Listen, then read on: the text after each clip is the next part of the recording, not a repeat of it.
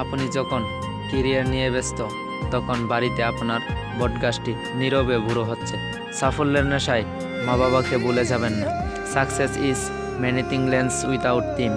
আমরা সবাই ছুটছি ভালো চাকরি, বড় বাড়ি আর ব্যাংকে ব্যালেন্সের পেছনে। অফিসের ল্যাপটপে যখন আমরা ভিনদেশি ক্রিয়েটরদের সাথে মিটিংয়ে ব্যস্ত, তখন হয়তো বাড়ির বারান্দায় বসে থাকা বাবা মা চশমায় ফাঁক দিয়ে পথের দিকে তাকিয়ে থাকেন।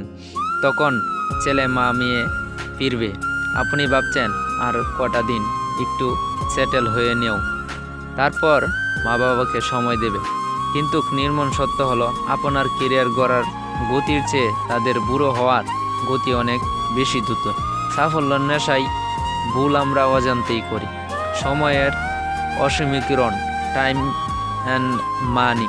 আপনি টাকা আজ না হলে কাল ইনকাম করতে পারবেন, কিন্তু মা বাবা চলে যাওয়ার সময়টা কোটি টাকা দিয়েও কিনতে পারবেন না। অফিসের বসকে খুশি করতে আমরা কত না কষ্ট করি, তারপর 10 ভাগের 1 ভাগ যত্ন নিয়েও জন্মদাতা মা বাবাকে জন্য কিছু করতে পারি না। মনে রাখবেন, পদোন্নতি নোটিফিকেশন বারবার আসে, কিন্তু মা বাবা চলে যাওয়ার নোটিফিকেশন জীবনে একবারই আসে। তারা শুধু আপনার সময় চায়। বৃদ্ধা বয়সে মানুষের টাকার কাঙ্গাল হয় না, সময়ের কাঙ্গাল হয়। দামি শাড়ি বা পাঞ্জাবি পাঠিয়ে দিয়ে দায়িত্ব শেষ করবেন না। তারা আপনার পাঠানোর উপহার বুকে ঝরিয়ে যতটা না খুশি হন, তার চেয়ে 1000 গুণ বেশি খুশি হয় আপনার গলার সুর শুনলে, আপনাকে এক নজর দেখলে। যাদের ফোন রিসিভ করছেন না, কাল হয়তো সেই ফোনটাই আর বাজবে না।